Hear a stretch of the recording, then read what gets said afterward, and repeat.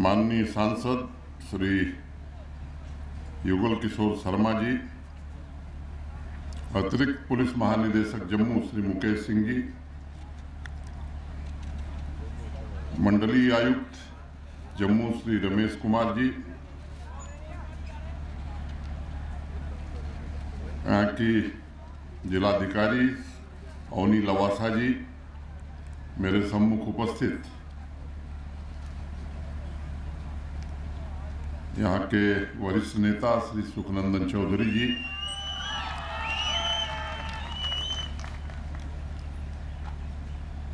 DDC के सम्मानित सदस्य, बीडीसी चेयरमैन, सभी सरपंच, पंच, जम्मू कश्मीर प्रशासन के वरिष्ठ अधिकारीगण, यहाँ उपस्थित देवियों, सज्जनों और मित्रों,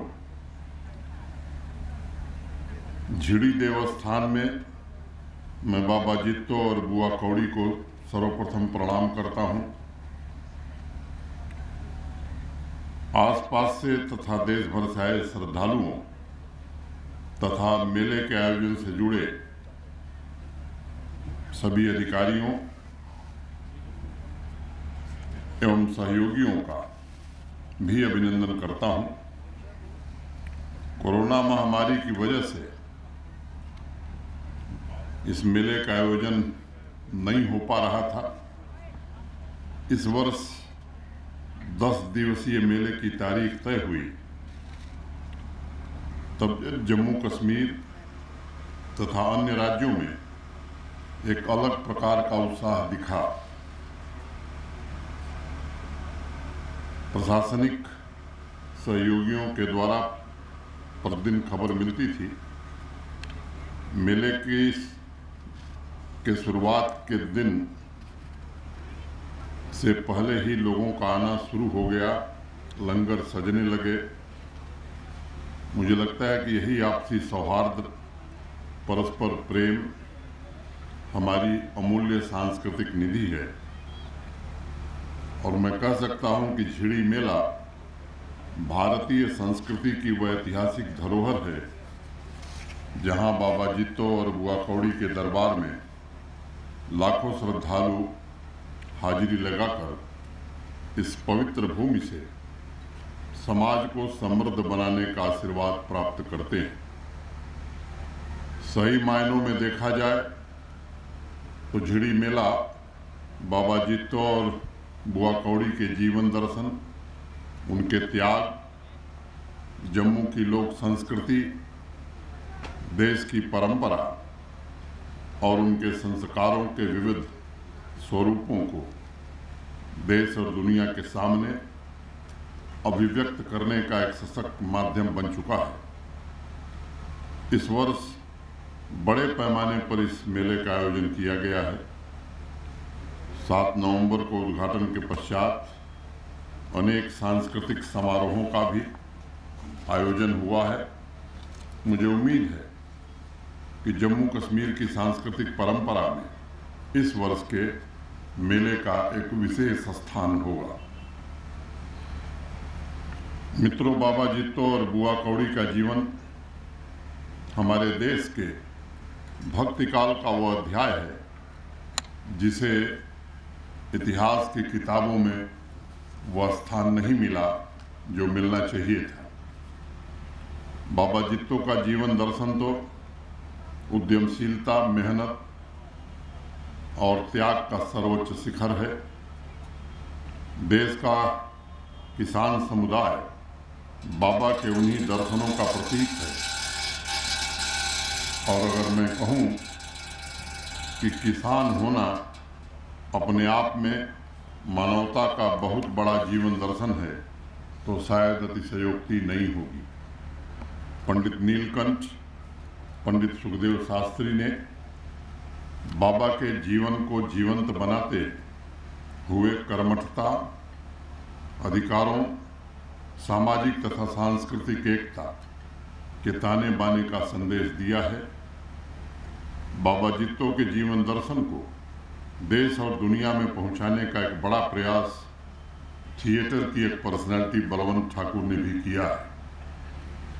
इन्हीं प्रयासों का परिणाम है कि आज भक्ति काल और जम्मू के समृद्ध आध्यात्मिक इतिहास में देश की सांस्कृतिक एकता और हमारी सामाजिक समरसता को नए तरीके से देखने और उसे परिभाषित करने की कोशिश हो रही है। आज़ादी के अमृत महोत्सव में माननीय प्रधानमंत्री जी ने देश को एक नया संकल्प दिया है। वह संकल्प है अपनी विरासत, अपनी लोक कला, अपनी संस्कृति के गौरव को पुनर्स्थापित करना। इस अमृत कालखंड में आज जम्मू कश्मीर से लेकर कन्याकुमारी तक जितने भी मेले आयोजित होते हैं वह दरअसल हमारी सामाजिक एवं सांस्कृतिक एकता को मजबूत बनाने और नई पीढ़ी को उनसे परिचित कराने का एक सशक्त माध्यम भी है। और मुझे विश्वास है कि जम्मू कश्मीर तथा देश के अन्य राज्यों से बाबा के दर्शन के लिए आ रहे श्रद्धालु खासकर नई पीढ़ी में राष्ट्रीय गौरव की भावना और बलवती होगी। मित्रों, हमारे शास्त्रों में लिखा है कि जिस पेड़ में फल नहीं आते उस पेड़ की पीड़ा सिर्फ किसान ही समझ सकता है। कुछ लोगों को सुनकर आश्चर्य भी हो रहा होगा, अजीब सा लग रहा होगा कि पेड़ को भला क्या तकलीफ होगी। तकलीफ इसलिए होगी क्योंकि पेड़ की तृप्ति फल देने में ही है। इसी तरह किसान की तृप्ति दूसरों की सेवा में है, मानवता की सेवा में है और मानवता का पोषण ही किसान के जीवन की सबसे बड़ी संपदा है। इन्हीं के परिश्रम से आज हम फूड सिक्योरिटी की बात कर रहे हैं, सबको भोजन मिल रहा है। तो गोस्वामी तुलसीदास जी ने रामचरितमानस में लिखा है कि काहु न को सुख दुख कर दाता, निजकृत कर्म भोग सब भ्राता। यानी मनुष्य के जीवन में उसके कर्म का बल ही उसका अपना बल होता है। मैं समझता हूँ दशकों तक जम्मू कश्मीर के किसान भाइयों, आम नागरिकों और यहाँ तक कि सांस्कृतिक विरासत को भी अनेक प्रकार की जंजीरों में जकड़ लिया गया था। उसे स्वच्छंद आकाश से वंचित करने की कोशिश की गई थी। माननीय प्रधानमंत्री जी ने अमृत कालखंड शुरू होने से 3 वर्ष पहले एक नए सवेरे का आगाज यहाँ किया। जब भी नई शुरुआत होती है तो उसके पीछे एक पॉलिसी भी होती है और पॉलिसी कभी आइसोलेशन में नहीं होती। पॉलिसी और परफॉर्मेंस एक दूसरे से जुड़े हुए हैं और परफॉर्मेंस के जरिए ही उसे प्रगति में परिवर्तित किया जा सकता है। आज जम्मू कश्मीर और यहाँ के किसान पूरे देश में अपनी कड़ी मेहनत से पॉलिसी और परफॉर्मेंस के मिले जुले स्वरूप का नया उदाहरण प्रस्तुत कर रहे हैं। आज पंजाब और हरियाणा के बाद जम्मू कश्मीर के किसानों की आमदनी देश के शीर्ष 3 राज्यों में तीसरे राज्य हम बन गए हैं, तीसरे यूटी बन गए। प्रशासन भी कोशिश कर रहा है कैसी व्यवस्था स्थापित करने की जिसमें किसानों के पुरुषार्थ का उचित हक मिल सके। प्रशासन का प्राथमिक और एक मैं कहूँ कि बड़ा संकल्प है कि हर एक व्यक्ति को समान अधिकार मिले, समान अवसर मिले और प्रगति की यात्रा में वह देश का सहयात्री। अपने अतीत को पीछे छोड़कर जम्मू कश्मीर आज विकसित होने के लिए दृढ़ संकल्पित नजर आ रहा है। बुनियादी ढांचे के विकास से लेकर कृषि तथा कारोबार में विस्तार की संभावनाएं बढ़ने लगी हैं। रोजगार के अवसरों में वृद्धि की कोशिश हो रही और तेजी से पिछले 2 वर्षों में जो परिवर्तन हुआ है उसने समाज में एक नई ऊर्जा का जन्म दिया है। मित्रों, अभी माननीय सांसद जी कह रहे थे, ये सच है कि 2014 में इस देश में केवल राजनीतिक परिवर्तन नहीं हुआ बल्कि देश की व्यवस्था में भी एक परिवर्तन हुआ, कार्य पद्धति में भी एक परिवर्तन हुआ। और स्वाभाविक रूप से किसानों के लिए, कृषि के लिए अनेक योजनाओं का प्रारंभ प्रधानमंत्री जी के कारण इस देश में हुआ है। जम्मू कश्मीर प्रशासन भी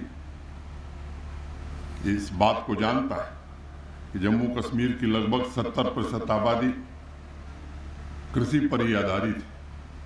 करीब करीब 13 लाख से ज़्यादा परिवार हैं जो कृषि से जुड़े हुए हैं। एक 2 दिन की वर्कशॉप श्रीनगर में हम सब ने की थी। देश भर के प्रख्यात कृषि वैज्ञानिकों को आमंत्रित किया था। कृषि विभाग और उससे संबंधित जितने भी विभाग हैं उनके अधिकारी, हमारे दोनों कृषि विश्वविद्यालय के कुलपति और प्राध्यापक मिलकर के 2 दिन लगातार चर्चा हुई। एक डॉक्टर मंगला राय जी जो ICAR के डायरेक्टर जनरल हुआ करते थे, देश के एक प्रख्यात कृषि वैज्ञानिक हैं, उनकी अध्यक्षता में एक समिति का गठन किया गया था। समिति से आग्रह किया गया था कि एक मिशन और एक विजन, ये जम्मू कश्मीर के कृषि क्षेत्र के लिए क्या होगा, ये बना करके हमें दिया जाए। मुझे खुशी है कि बहुत अल्प समय में कड़ी मेहनत करके इन तमाम वैज्ञानिकों ने और किसानों से चर्चा करके 5 साल का एक मिशन तैयार किया है। और मैं आपके बीच ये बात कहना चाहता हूँ आज इस पवित्र स्थली से कि कोई भी क्षेत्र कृषि या उससे जुड़ा हुआ छूटा नहीं है। 29 नए इंटरवेंशन उन्होंने प्रस्तावित किए हैं। इस साल का जो हमारा बजट होगा उसमें हम पूरी तरह से कोशिश कर रहे हैं कि ये जो 29 नए इंटरवेंशन प्रशासन को करने हैं कृषि के क्षेत्र में, उन सब के लिए पर्याप्त बजट का भी इंतज़ाम किया जाए। और आने वाले 4-5 वर्षों में मैं पूरी तरह से आश्वस्त हूँ कि कृषि का योगदान हमारी GDP में बहुत बढ़। जब मैं कृषि कह रहा हूँ तो एग्रीकल्चर एंड एलाइड पूरे सेक्टर की बात कर रहा हूँ, चाहे वो हार्टिकल्चर हो, एनिमल हस्बेंड्री हो, डेयरी हो, सीप हो, फिशरीज हो, सबकी बात मैं कर रहा हूँ। फॉडर में कैसे जम्मू कश्मीर आत्मनिर्भर हो सकता है, ऑयल सीड्स में हम कैसे आत्मनिर्भर हो सकते हैं, पल्सेस में कैसे हम आत्मनिर्भर हो सकते हैं, मीट जो हम इंपोर्ट करते हैं उसमें हम कैसे आत्मनिर्भर हो सकते हैं, फ्लोरिकल्चर में हम कैसे एक्सपोर्टर बन सकते हैं। ढेर सारी बातें हैं इसमें, मैं उसका जिक्र नहीं करना चाहता हूँ विस्तार में। ये कोशिश हम कर रहे हैं और मुझे उम्मीद है कि जो रिपोर्ट है बहुत ध्यान से मैंने उसे पढ़ा है, समझा है और शुरू से ही उससे मैं जुड़ा रहा हूँ। मैं बात कर सकता हूँ कि शायद देश के किसी राज्य ने इस तरह की कॉम्प्रिहेंसिव रिकमेंडेशन या रिपोर्ट बनाई होगी एग्रीकल्चर और एलाइड सेक्टर के लिए। मैं यहाँ उपस्थित किसान भाइयों से भी निवेदन करना चाहता हूँ और ख़ास तौर से एग्रीकल्चर और एलाइड डिपार्टमेंट के जो हमारे अधिकारी हैं, अब ये हमारी जिम्मेदारी होगी कि इसको ज़मीन पर हम सही मायने में उतार सकें। अगर 13 लाख परिवारों का जीवन हमने बदला, 13 लाख परिवारों में संपन्नता हमने ले आई, खुशहाली ले आई, तो आप समझिए कि जम्मू कश्मीर खुशहाल होगा, जम्मू कश्मीर संपन्न होगा। इस काम को हमें निश्चित रूप से करना होगा। मैं आज की नई पीढ़ी से भी आग्रह करना चाहता हूँ कि आपके हाथों में एक सशक्त और सक्षम जम्मू कश्मीर की विरासत कैसे सौंपी जाए, इसका भी संकल्प लेने का ये पवित्र अवसर है। जम्मू कश्मीर की एकता और श्रेष्ठता को कैसे मजबूत बनाते हुए सुनिश्चित किया जाए कि आज़ादी का जब शताब्दी वर्ष हम मनावें तो जम्मू कश्मीर हर क्षेत्र में अपना सर्वश्रेष्ठ प्रदर्शन कर सके। अमृत महोत्सव में इस अप्रतिम मेले का आयोजन जिन लोगों ने भी इसमें सहयोग किया है, विशेष तौर से यहाँ के स्थानीय लोग, जिला प्रशासन, पुलिस प्रशासन और सभी लोगों को मैं हृदय से बधाई देना चाहता हूँ। कुछ बातें यहाँ कही गई हैं, मैं परिचित हूँ, पीछे भी मैं आया था।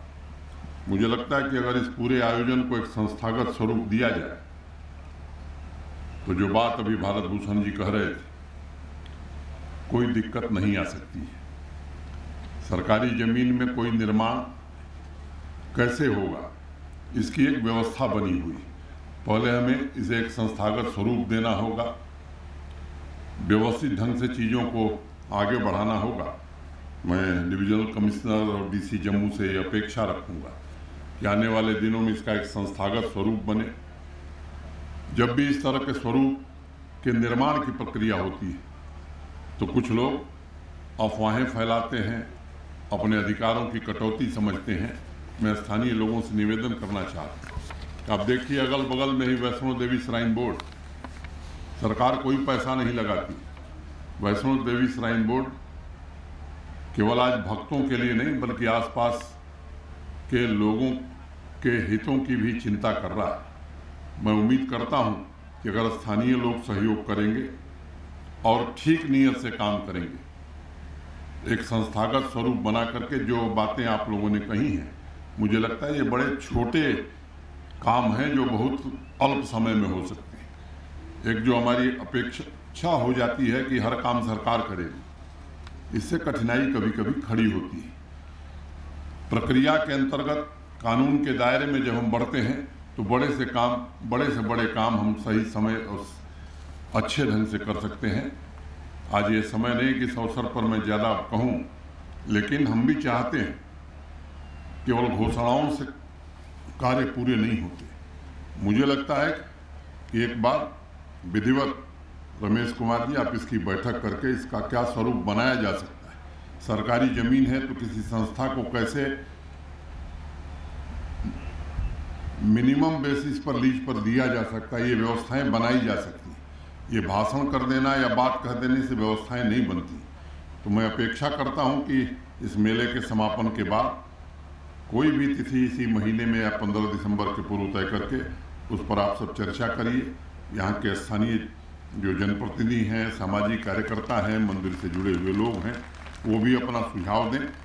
हम जरूर ये कोशिश करेंगे कि एक ऐसा संस्थागत स्वरूप बने कि आने वाले 3-4 वर्षों बाद देश के किसी मेले से बढ़िया व्यवस्था यहाँ हो सके। इतनी ही बात कह के मैं आए सभी लोगों के प्रति हृदय से आभार व्यक्त करता हूँ और पुनः बाबा जित्तो और बुआ कौड़ी को प्रणाम करके अपनी बात पूरी करता हूँ। धन्यवाद। जय भारत।